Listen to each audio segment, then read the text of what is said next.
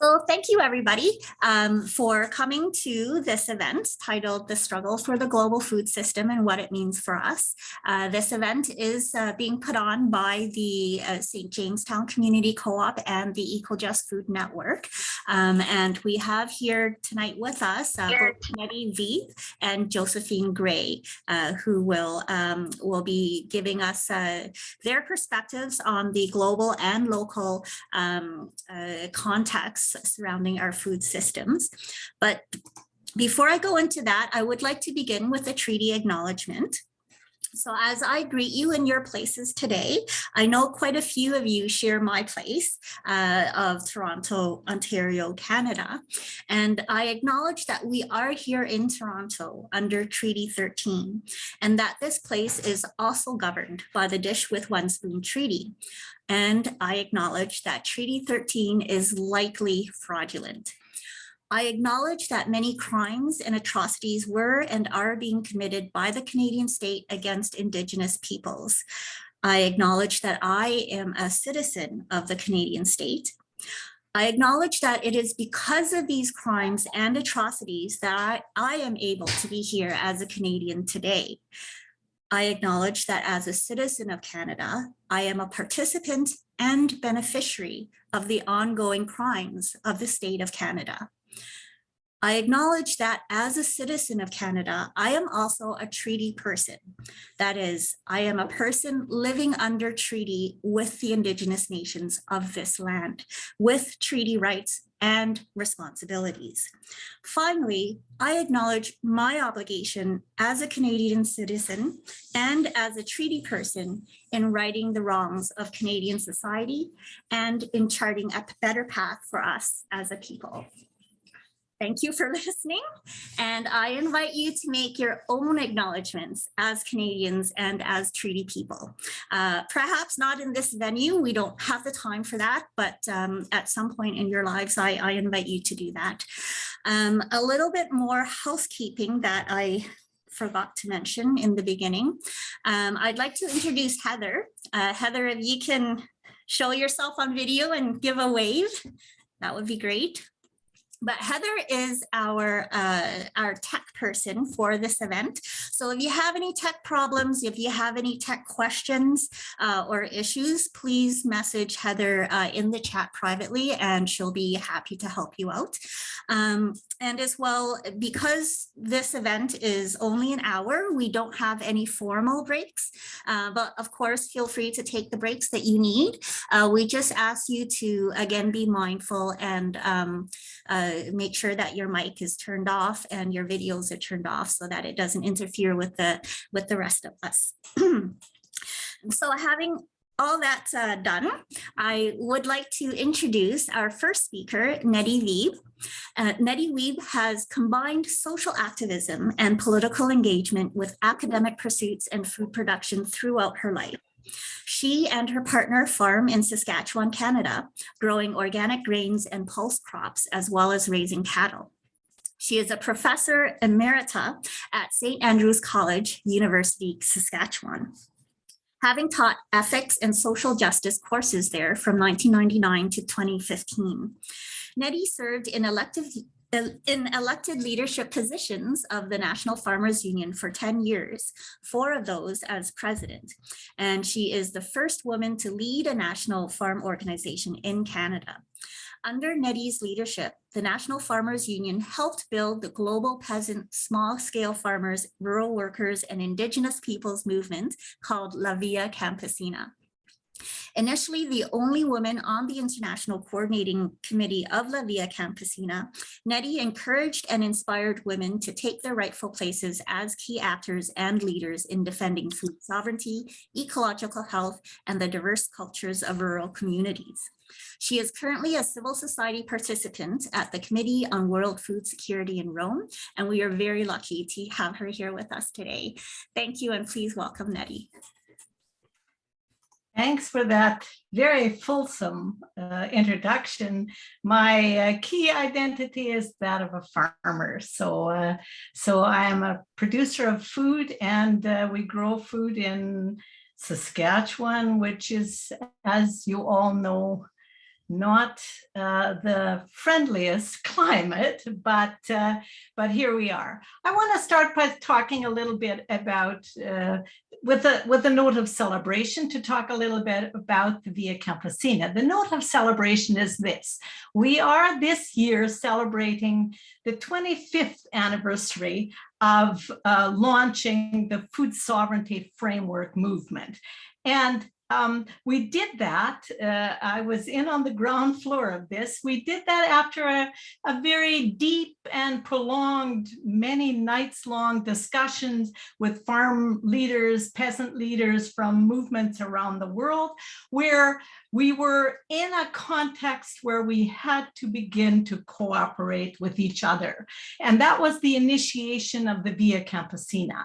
What we were confronting at that time was the world GATT negotiations, the General Agreement on Tariffs and Trade, which had been going on since the late 80s and were concluding in the 90s.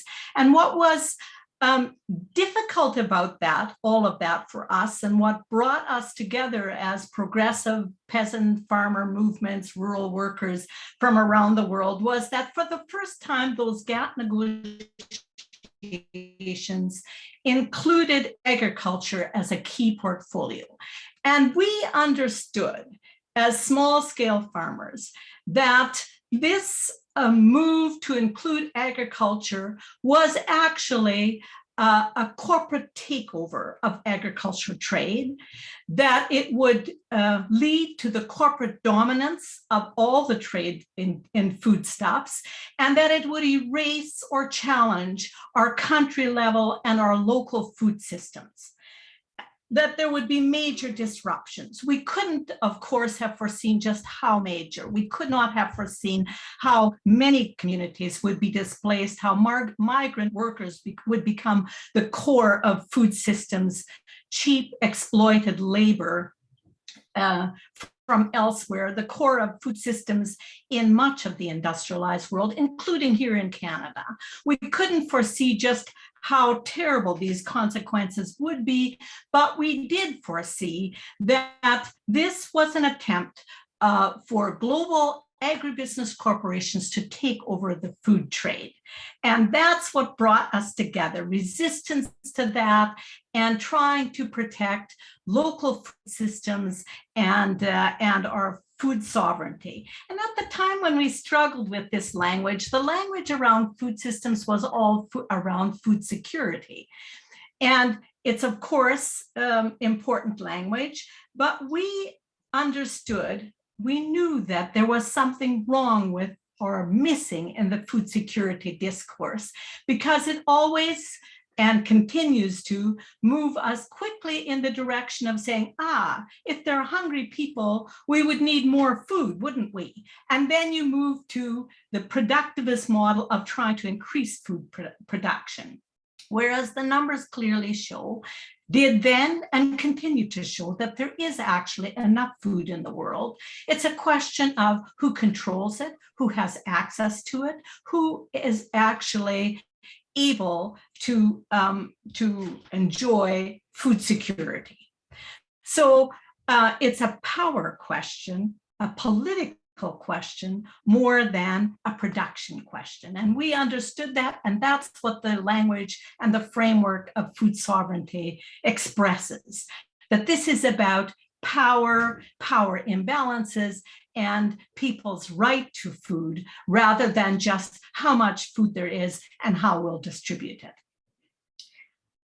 That was 25 years ago when we launched it at the World Food Summit in Rome in November of 1996.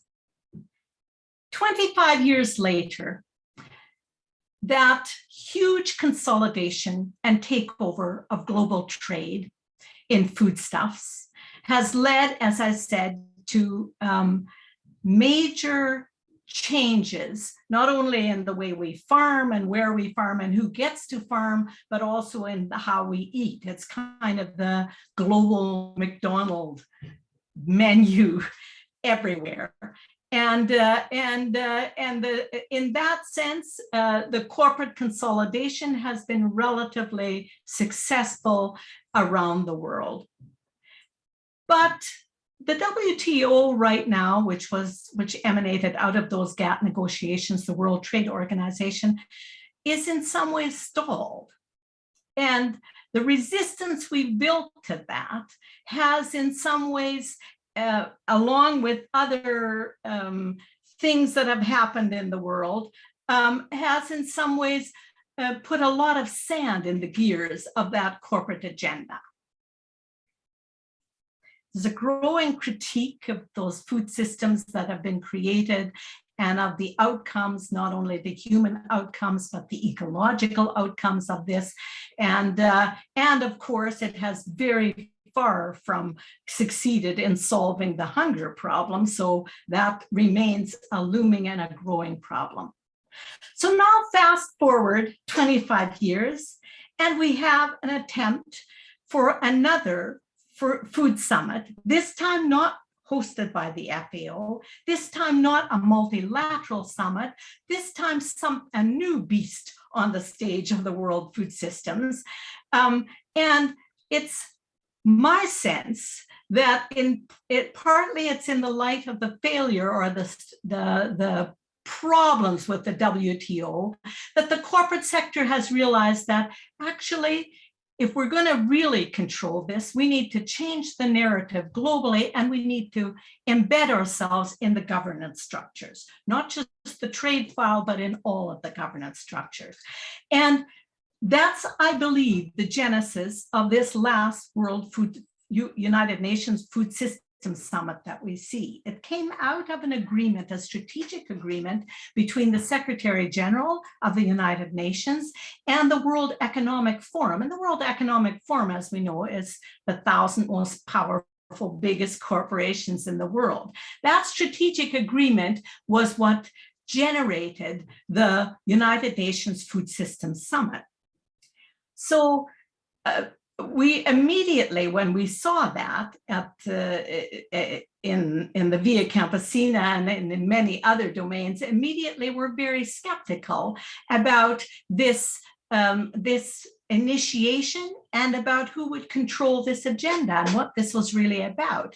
And as it turned out, what we were skeptical about has been realized in spades. It was a multilateral, and what they talked about was multilateral would be more inclusive than multi-stakeholder would be more inclusive than multilateral. The multi-stakeholder format lets everybody come into the conversation, or at least that was the fiction.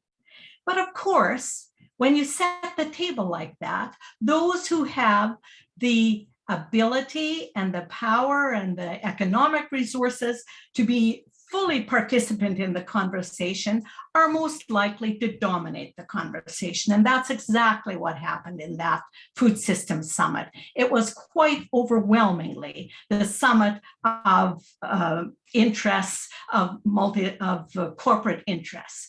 So the narrative that they've changed is that now the corporate sector in this multilateral format is parading as if they have the solutions to the ecological and the social problems that food systems have generated. Far from taking responsibility for what the industrialization and concentration in food systems have brought us, they're now saying, actually, they're the champions. They have technological solutions, innovation, nature positive solutions. The language is all there.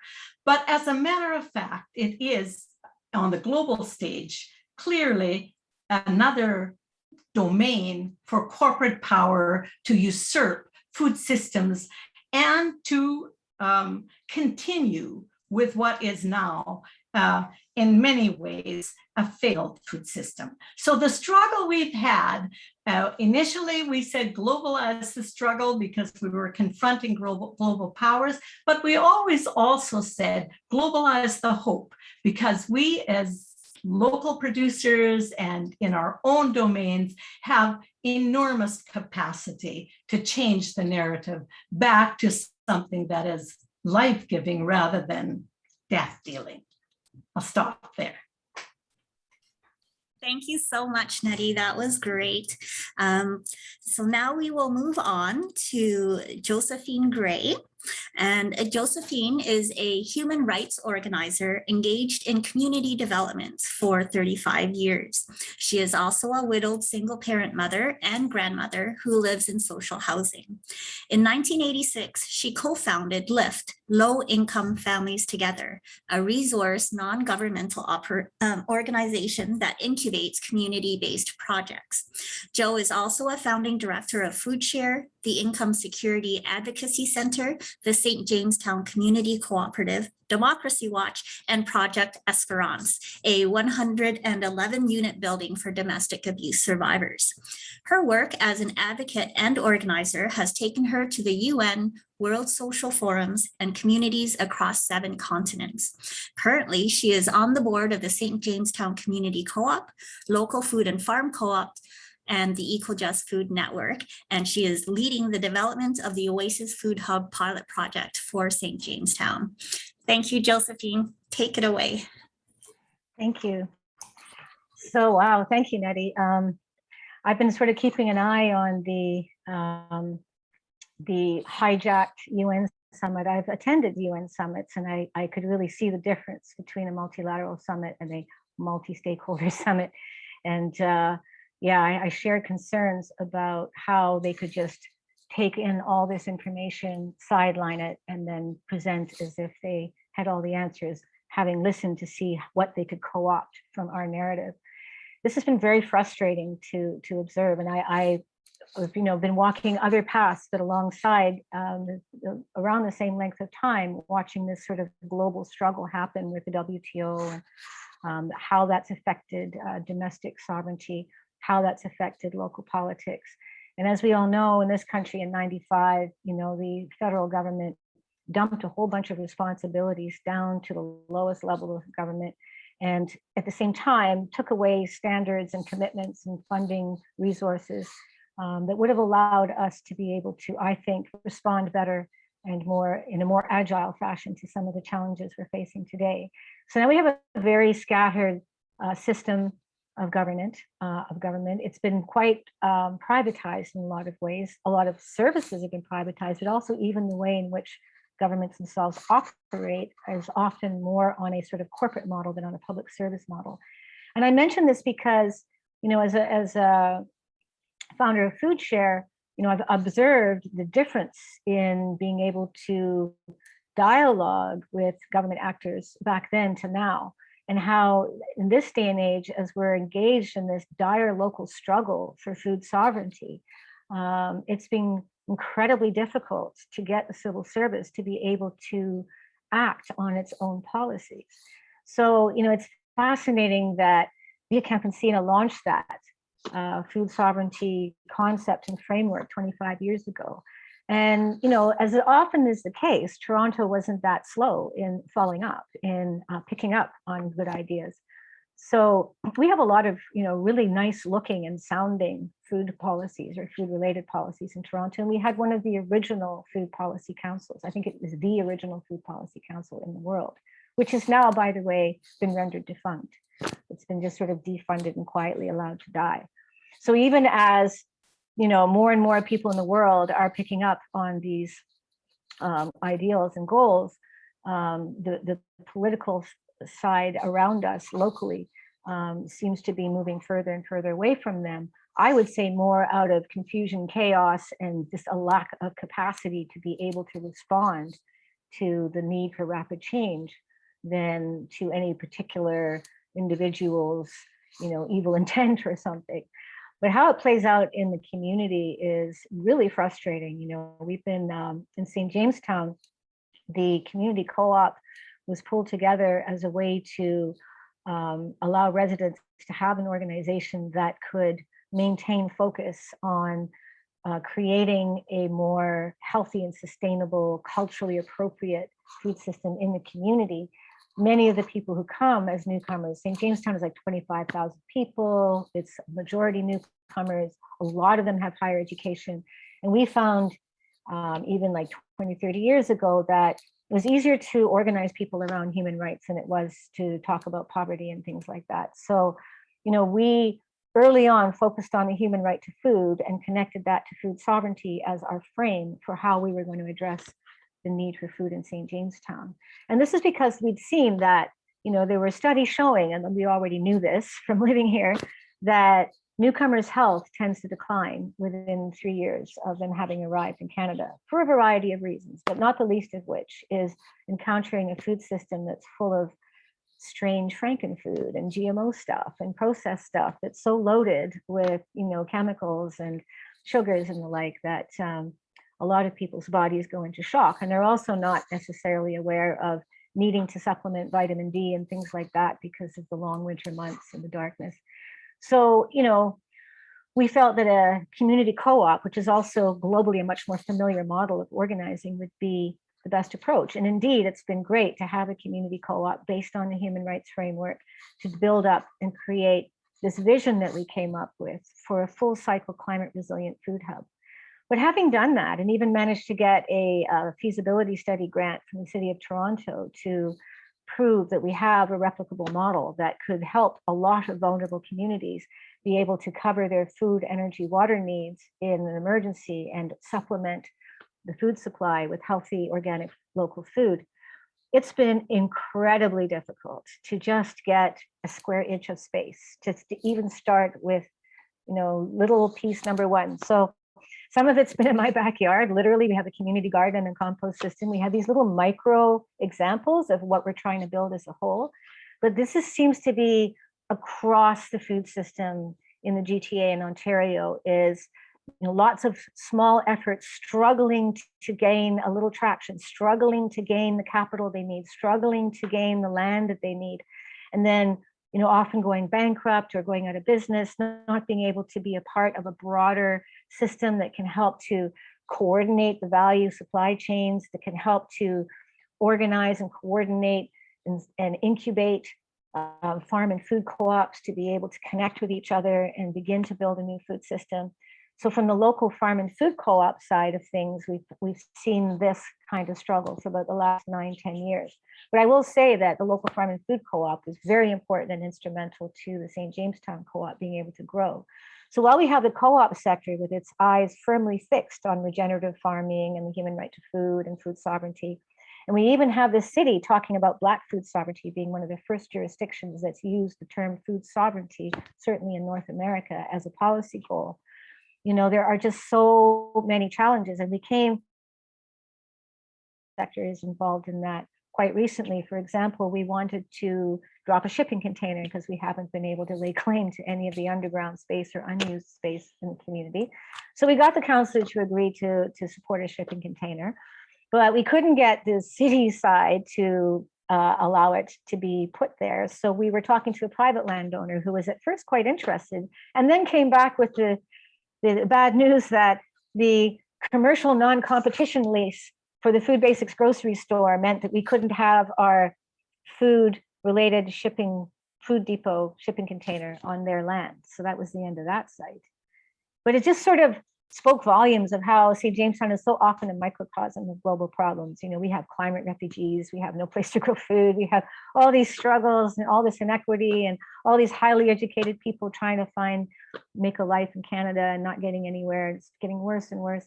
So some of them have been very happy to come out and get involved with Eco-Just Food and start helping to farm and get their hands in the land. And we've been organizing and coordinating as best we can with what we have. The Eco-Just Food Network grew out of an emergency food forum. It was a way to connect, urban communities who are in need of food security and food sovereignty with local farmers who are eco-farmers and who need help. We noticed that during COVID, a lot of these smaller farmers were really struggling. Like people were plowing under crops because they didn't have, local labor to help pull in the crops. So we started Eco-Just Food Network as a way to help connect these needs and these folks to help start building up a new food system. But the other thing we've been, talking and working with a lot of people, and I think it's really important that we understand there's some really great resources like the localization guide, which gives us step-by-step ways in which we can start gaining sovereignty and improving democracy at the local level, or drawdown Toronto. Drawdown is part of a larger movement that looks at a bunch of really important solutions to climate change that citizens can get involved in and organizations can get involved in. And, as Nettie is saying, like, we really need to be engaging both on the local and the global level in order to be able to, override and overcome and create systems that render the current corporate sort of franken-food people kibble system obsolete. Like, if we don't buy it, they can't sell it. So we have to be doing what we need to do to create our own food system. And I'm hoping that today this conversation will be another step in helping us towards that food system that we need for our own health and well-being. Thanks. Thank you, Josephine. So many things to think about from the huge global challenges that are facing us, as well as all of the potentials, that are on the ground in our communities. I'd like to invite everyone for the next half hour-ish to basically join in on the discussion. We've heard what Nettie and Josephine have had to say about our food struggles, both on an international as well as on a community level. What do you have to say? What are your ideas, concerns, questions for Nettie or Josephine? We have in the audience as well the current president of the National Farmers Union. So, it'd be interesting to hear what everyone has to contribute from our own respective positions in the food system. So I'll just throw open the floor. If you would rather type in your contributions on the chat, feel free to do so as well. And myself and Heather will be monitoring the chat and helping to bring that portion of the discussion, to our ears.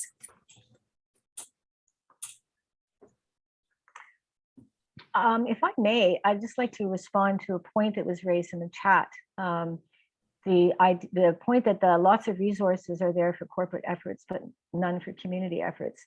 This is really interesting and true. I've noticed that, well, to most extent, whether it's the province or the federal government, most of the funding is definitely targeted towards large corporate farms or large food corporations. And like, you have to put up a lot of money and get reimbursed and all kinds of things that make it extremely difficult for either something small or something new to get involved. So yeah, that's absolutely a fact, and something that I think is going to require some political advocacy. That's just to follow up on that. That's clearly what has driven some of the change in the farming community too. We've lost thousands and thousands of small-scale farmers. And some of that, of course, is technologically driven, but mostly it's policy driven. Mostly it's government policy that very specifically undermines the possibility of small-scale farmers being viable, that those farms are viable, from transportation policy to the kind of farm support programs they support, just a whole range of issues that make the struggle for smaller scale operations more and more unhappy, we're unable to compete. So, and the trade agreements, of course, had something to do with it, but our governments actively continue to participate in and push for the concentration of farms and for a farm agenda, farm policies that prioritize export of commodities over local food production on every level. Mm-hmm. I would like to point out, so I'm a fledgling farmer. I have farmed for the past 2 growing seasons. And, it's absolutely right what Nettie has brought up in terms of the policies, blocking the efforts of small scale farmers and small scale food processors as well. Ontario used to have quite an extensive, in-depth, vibrant infrastructure catering to small scale farmers. And over the last couple of generations, that has been systematically taken apart. And right now, if you're a small scale chicken grower, like chicken grower, or, cattle rancher or small scale pig farmer, it's really difficult to be able to take your animals to an abattoir, to a slaughterhouse, and have them process your animals, because all of the regulations, all of the standards and the benchmarks are geared to huge volumes. So a farmer bringing in, 50 animals for slaughter, 100 animals for slaughter, is going to get bumped to the very bottom of the queue if they even get accepted. And for people who want to cater to that demographic and offer small scale abattoirs, it's virtually next to impossible because of the regulations surrounding abattoirs. And that's, it's not a resource problem, it's a policy problem for sure. Absolutely. And I just want to follow up on something that Josephine said about cooperatives.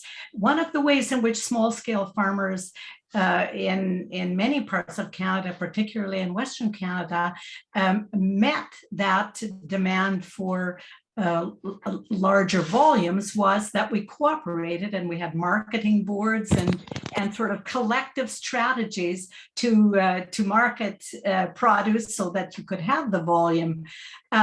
And they very specifically, the agriculture policies, both provincially and federally, very specifically undermined and destroyed those smaller scale farmer friendly marketing systems in favor of concentrated agribusiness. So I think what you've said there, Josephine, about the cooperative model being one of the points of resistance is absolutely valid. That's absolutely where we have to focus some pushback. I agree. We need to remember that, credit unions are co-ops, and, if we can move our money into credit unions and we can use cooperators insurance and things like that, it gives us another arena through which to form collective power, including even in the financial area. But it's a leap, I think for culturally, it's a leap for a lot of people to figure out how to build the trust and the clarity to be able to do this kind of collective engagement with each other. So that's something that we're looking at, is how do we help people to grow into this cooperative culture. But I wondered if your thoughts about, I'm sure Canada's involved in this UN World Economic Forum dialogues and is going to continue. I went to one of the pre-meetings. It was interesting. They were just like, we don't know what to do. And some of us were saying, well, it'd be nice if there was a Department of Food and it wasn't spread across so many different areas of government, for one thing. But do you think there's any point in, if we can support you in the work that you're doing as this continues to roll out from the UNWF summit, is there something we can and should be doing to push our governments to take the right positions in this ongoing dialogue? The Canadian government in those international venues is often disappointing. And that's because at the Committee on World Food Security, for example, we're very closely aligned mostly with our US counterparts. Of course. And that's very seldom helpful. Yeah. It's like, it's not always the case. On the gender and women's empowerment file, it looks like we're going to be a little more progressive. But for the most part, we're it's not helpful. We're often in the wrong, we're often either silent or on the wrong side of the page. And the COP26 in some ways, yet again, I think illustrated what our conundrum is there as a government that's very much captured by a neoliberal model of how an economy actually works. And that's so unhelpful on so many of those international stages. As is Canada's tendency to use nice language and mean actually do the opposite.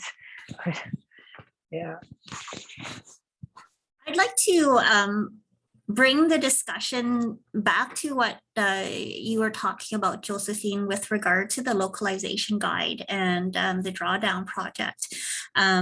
I put their URLs in the chat if people want to check it out, but I raise it because the localization guide and the drawdown project offer people a pretty broad roadmap of solutions that we can act upon immediately.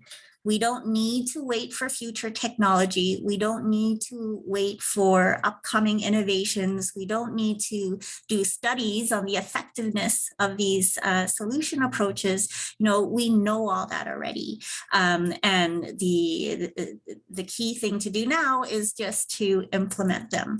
And so, you know, with the drawdown project, they offer a whole list, upwards of 100 different solution approaches that together, you know, if we were to enact them in community after community, region after region, you know, we could start to draw down carbon from the atmosphere, you know, and help to not only mitigate, but maybe actually reduce the impacts of climate change.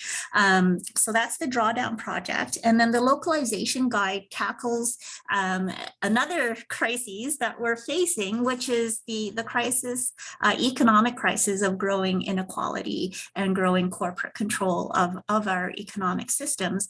And the localization guide, again, lays out, you know, solution approaches that communities can act upon right away, that are within our grasp, and that we don't need permission, you know, to begin.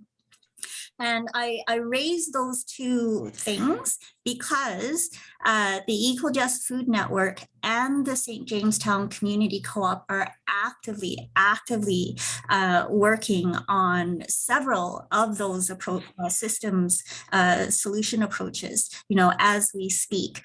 And if people don't mind, I'd like to talk about some of those. If there's a lot of objection, then please indicate your objection either by a reaction or on the chat saying, no way, Lily. But if not, I'd like to screen share the localization guide. Let's see. Oops, that's the food core. We will talk about that too. But here is the localization guide, and basically they have split up the different solutions into different categories, like food, business, finance, you know, so on and so forth. And I know we're talking about food systems, but food systems exist within economic systems. And so I'd like to point people's attention to the finance categories. And what we are doing, oh, wait a minute. You're not, no, that's not the one. I am very sorry. Which one was it? Was it business, Josephine, the time banking? Oh, I don't know. I just looked at the food part. We do have, we are organizing a time bank. It's mentioned somewhere in here, but the idea is to value people's time and exchange services and goods based on time as a sort of currency or valuation. And just by example, I've been able for the last few weeks to go to our little market, our little eco-just food market, where Lily has brought farm produce from her farm and a neighboring farm, Mount Wolf. And because I put in lots of time to the co-op and I have time credits, and I've also worked on Lily's farm, I'm able to buy that food for time credits. And that's really thrilling to me, especially at the end of the month. So it's, yeah, I'm really proud of our team that's been building this system up so that we can actually do this. And that's a little small example of how we're starting to walk our talk. Yeah, and I wanted to bring the conversation to that because I feel, you know, whenever I'm hearing about all of the monumental challenges that are facing us and all the barriers that are in the way and how well resourced and powerful they are, you know, I know that I get very discouraged and demoralized. But when I focus about on all of the things that we can do together, you know, that's where I find, you know, my power and my motivation. And so I'd like to basically, yeah, inform everybody, you know, the UN Food Summit was a farce, right? And it's disappointing how our own leaders act, you know, on the global stage and on the national stage. But there are things that are within our reach right now and that are actively going on. And so the time bank is one of that because, you know, we all know that the more connected we are to the global economy, you know, the more wealth flees elsewhere and certainly doesn't stay or circulate in the community. And that's what we're trying to encourage with the time bank is to tap into the many unrecognized ways that people add value to their community, to one, recognize that value, and two, utilize that value to circulate the wealth that is generated so that we can begin to build on that. And we're coupling that with our food programs, with the food core programs, so that we can simultaneously at the same time build up an alternative local food system alongside an alternative local economy, because it's two legs of a three-legged stool, and we're working on the third leg, but you know, that's still a secret.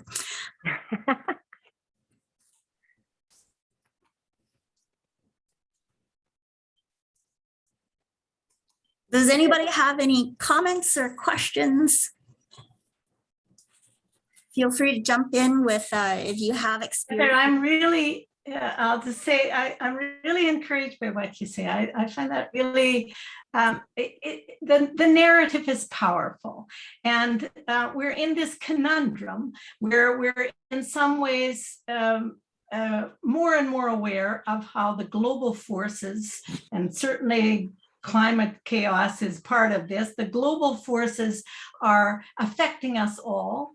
But the changes that are needed are local. And that's a kind of conundrum, but the language really helps here. I mean, one of the things you said, we're adding value. And one of the ways in which the food system, where the language is very much commodified and corporatized, is that they're always talking about value chains. And chains are, for one, they're linear, and chains are binding. Chains in prison.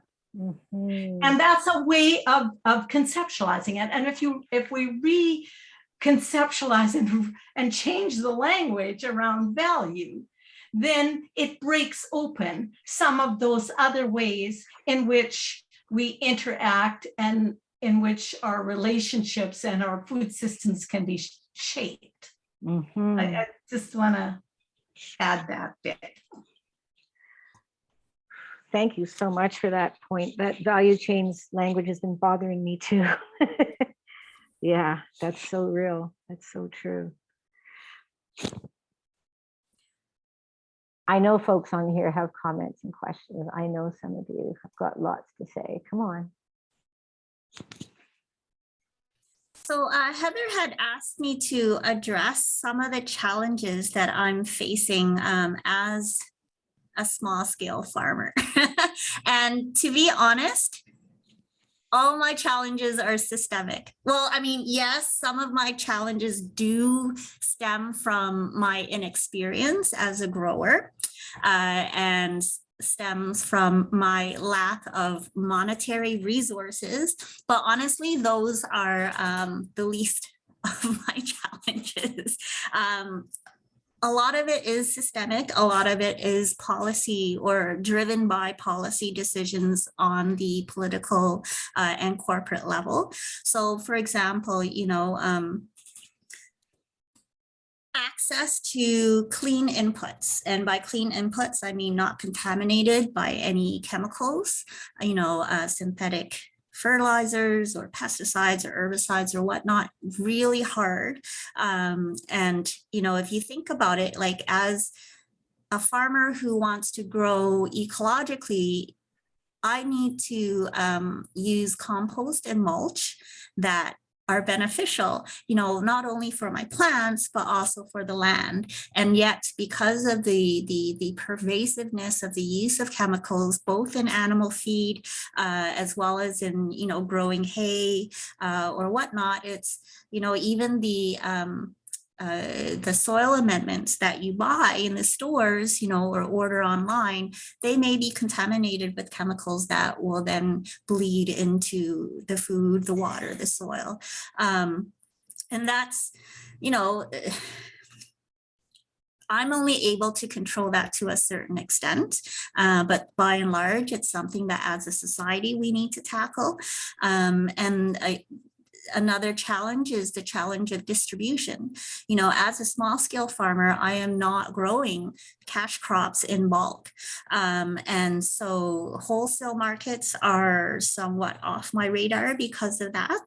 And yet, how can I move my produce in a fast, reliable, and cost-effective way as a small scale farmer when everything is so far flung, the cost of gas is so high, the people who can afford to buy my produce, because, even though I do try to sell it on the cheaper end of the scale, there's only so low that I can go. And to be honest, as a small scale farmer who tries to farm organically or regeneratively, it means that my cost of labor is higher and all other costs are higher because I'm not operating on economies of scale. And yet as a culture, we do expect cheap food. And also, of course, people who may dream of eating organic food cannot afford it, right? So again, that's a systemic challenge that I can't address on my own, which, is a major reason why I got involved with the Equal Just Food Network, with the community co-op, because I'm searching for systemic solutions to my challenges. I'm also looking to take advantage of any individual solutions that may come my way, but those are at best bandages. What I need is another food system. So, and having said that, I want to toss the statement out there that if we want to survive as a human society that treasures each of its members as well as the earth, we are going to have to collectively act in economically irrational, potentially economically suicidal ways. And I say that because if we were to be rational actors in this current economy, then we are not only killing the earth, but our children. So if we were to act irrationally in this current economic system, we hurt our present wealth, our present comfort, our present convenience, but we are laying the foundations for a different future for our children and for the planet. So be irrational now because it's the most sensible thing that we can do right now. Good point. David, there's a good question here. What's the perspective of the NFU on small scale organic farming issues? That's for you, David Thompson. Hi, everyone. Sorry, I'm busy doing other things while listening in. I'm really enjoying this presentation. But we're busy preparing for our national convention too. So I'm doing double duty this evening. You asked what is the NFU's perspective on small scale organic farming? Is that what that was the question in the small chat? Scale organic farming issues, yeah. I mean, I know you guys are, yeah. It was in the I mean, we are obviously very supportive of small scale organic farming, and many of our members from coast to coast are involved in organic farming. Although our farmers are not specifically organic too. We recognize, especially our members who are involved in Farmers for Climate Solution, that we need to be able to engage people with where they are at, right? So how do we move people who are currently conventionally farming to more sustainable agricultural practices, including looking at smaller scale, shorter supply chains, that sort of thing. So it really is trying to meet people with where they're at and challenge them to be more environmentally sustainable, more economically sustainable, help support issues like food apartheids in many of our urban centers as well. So definitely very engaged with that. Here in Ontario, of course, we also work very closely with the ecological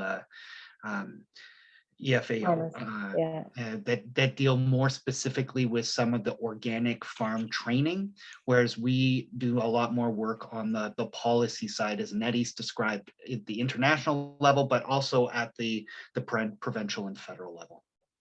I hope that answers the question. Thank you. Thanks, I think Stephen. so. Did that answer your question, Dan? Yes, it does. Thank you. Excellent. So I think I'd like to, I just want to make another little comment on that. I mean, Lily pointed out that very often organic food is beyond the budget reach of low-income people who really need it. And of course, this is a big, huge thing for us, which is one of the reasons why we're determined to start growing our own food in the city. But the other reason we're thinking of trying to grow food in the city is because we are a winter country and there's a very long season wherein we are not able to grow our own food. So I think, but at the same time, the minute you start getting into indoor climate controlled agriculture, now you're really in the shark pond with, or the shark lake with the big boys who want to play, you know, fake meat and huge roboticized vertical farms with hydroponics and chemicals and yada yada, and they're trying to like seize that ground. And so in a weird way, like we're sort of trying to push outwards on the urban indoor growing, you know, off-season growing front to try to make it as symbiotic, as organic, as human supporting as possible. So just an equitable, you know, high-tech growing processes. Sounds like an oxymoron, but actually I feel too like sometimes, you know, knowing how much farmers struggle, there have been times when I've thought to myself, maybe part of the narrative needs to be that cities can help feed farmers just as much as farmers feed cities, because, you know, I know farmers go hungry out there in the rural areas. Like ever since Nettie opened my eyes to the realities of farming decades ago, I've been really trying to pay close attention. It's one of the reasons why I was getting into a fight for basic income for the sake of farmers.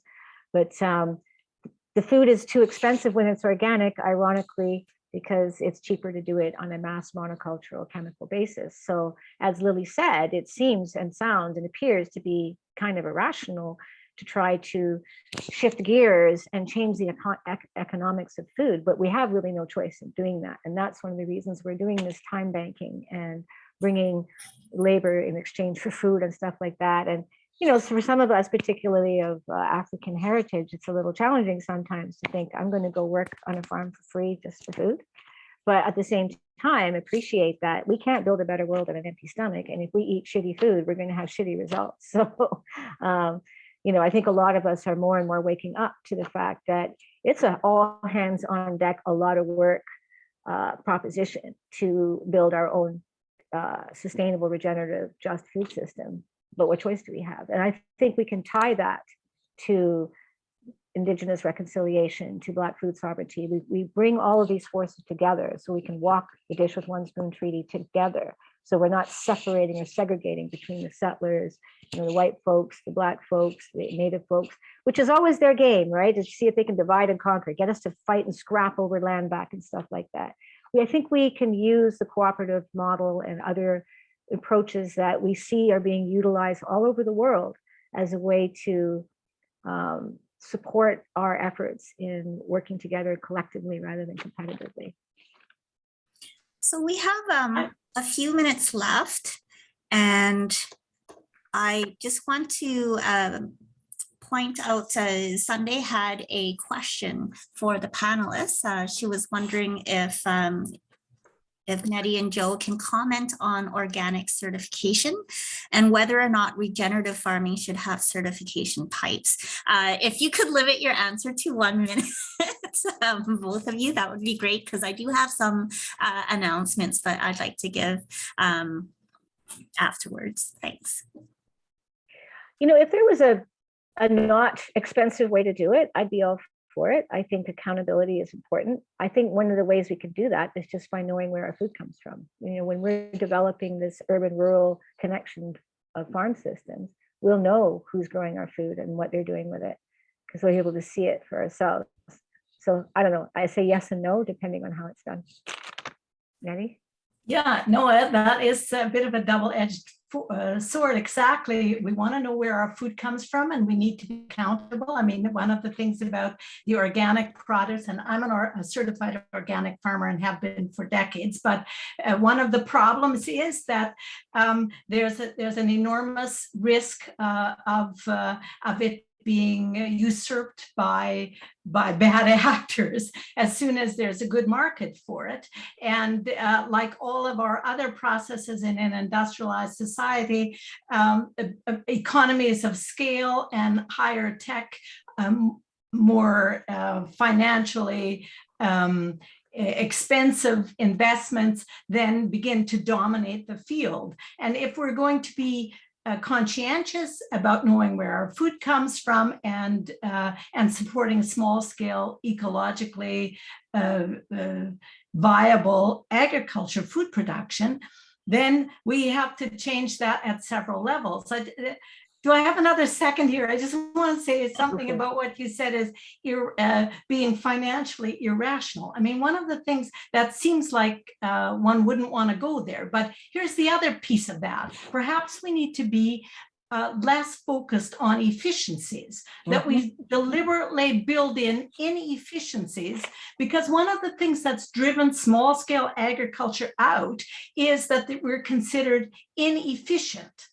And as soon as you put in larger scale and technologically sophisticated systems, then they're considered more efficient.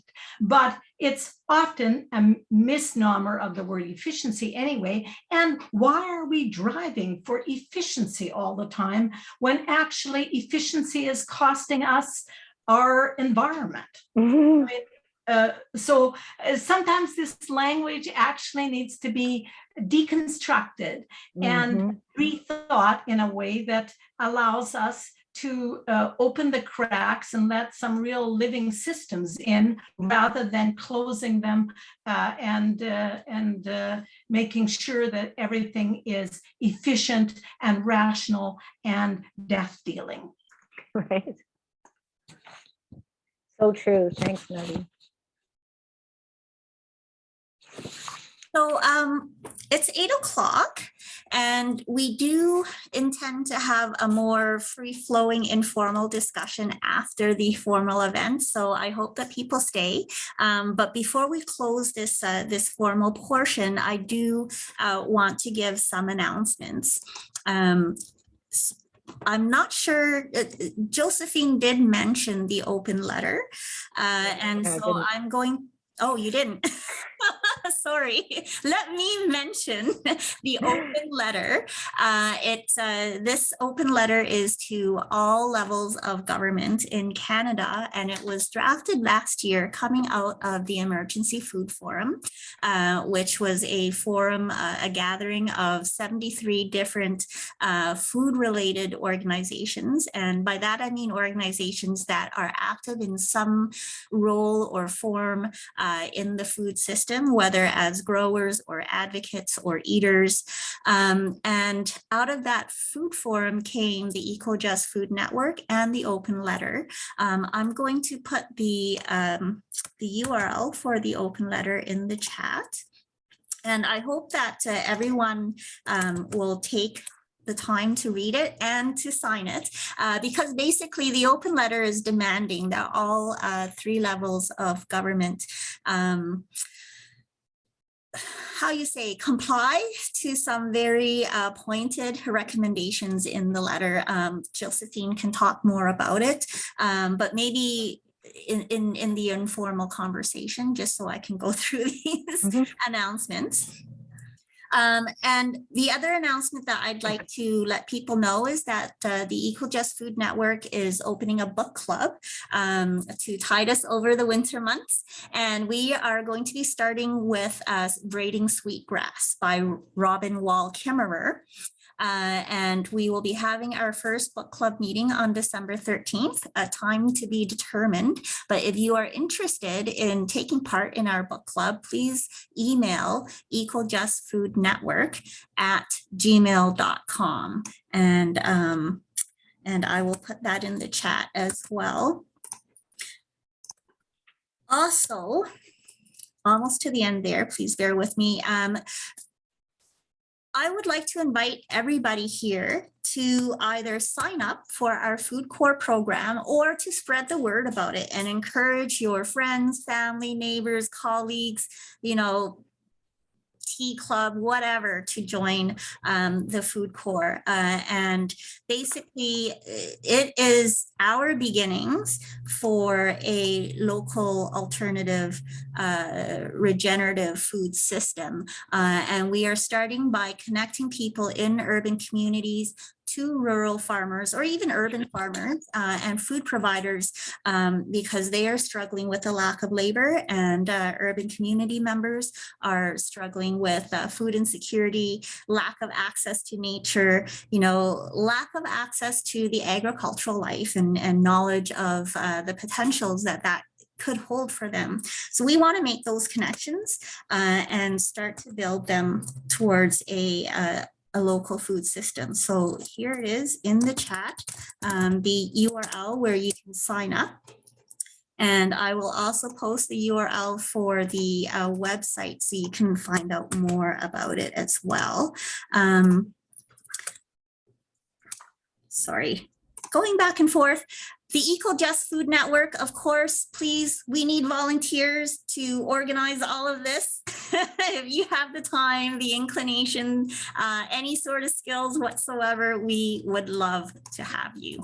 And you can email the Eco-Just Food Network at gmail.com to let us know if you're interested in volunteering. And if you are interested in volunteering with the St. Jamestown Community Co-op, then please email this, email the co-op. I've just posted the email address in the chat, and we are considering expanding the Time Bank program to include all volunteers with the Food Network and the community co-op. And we're talking to more farms and food providers about participating in that as well. So hopefully, keep your eyes open for local organic food for time credits. Thank you so much, Lily. It's go ahead. Oh no, I was just going to wrap up and invite people to stay for ongoing conversations. So you go ahead, Joe. Great. I just want to thank you again so much, Nettie. I know that you had a dinner to attend to, so I just want to make sure that I got a chance to thank you again, and hope that we can speak some more about strategies and tactics that we can all be utilizing to do this work. I heard tell that, in Canada, it tends to take about 8 to 10 years for a new idea to become mainstream. And I don't think I need to tell people we don't have that much time. I feel too that when you look at the IPCC maps of projected global warming, we become one of the last places on Earth that's going to be, more easily habitable by humans in a couple of decades. And I don't want to be gloomy, but I feel like we better be ready to feed a lot of people year round. And it's not even just about us. It's about all those people who are going to be fleeing from the United States and other parts of the world, and they're already coming to my neighborhood. Like, we have climate refugees already right now. So I'm also gratified to see people trying to start farm communities. I mean, they can't have more than one residence oftentimes on farmland, but they're going to try anyway. At local farm and food co-op, we see right now there's about 10 of these clusters of farmland and people that are trying to come together and do that. So yeah, we have a lot that we can do, and there's a lot of appetite for it. And hopefully discussions like this and connecting with Nettie and between the Farmers Union and the urban people, the activists, we can continue to build what it is we need, I'll say something now, but I saw a question. I saw a hand. I can wait. Yeah, I can wait. Well, I'm afraid I need to leave the discussion, but I just want to say how wonderful and inspiring it is to know that the relationships between urban and rural people, and that's one of the sort of divides that's been carefully cultivated politically, that somehow out there in the country, we're hostile to you in the city and vice versa, which is so unhelpful and mostly so false. That those relationships and that food growing potential is everywhere in this country, not just out on the big fields, but in gardens and in alleyways everywhere, and that we're together in this. So it's been great to be part of this discussion, and very encouraging, I must say. Yay, I'm so glad. Thanks so much, Nettie. Thank you, Joe and Nettie. And thanks everyone for coming and listening to our discussion. I hope that that you all took something positive and real and actionable away with you tonight. I'm going to stop the recording here, but that doesn't necessarily mean that we all need to leave. Feel free to stay and chat as well. So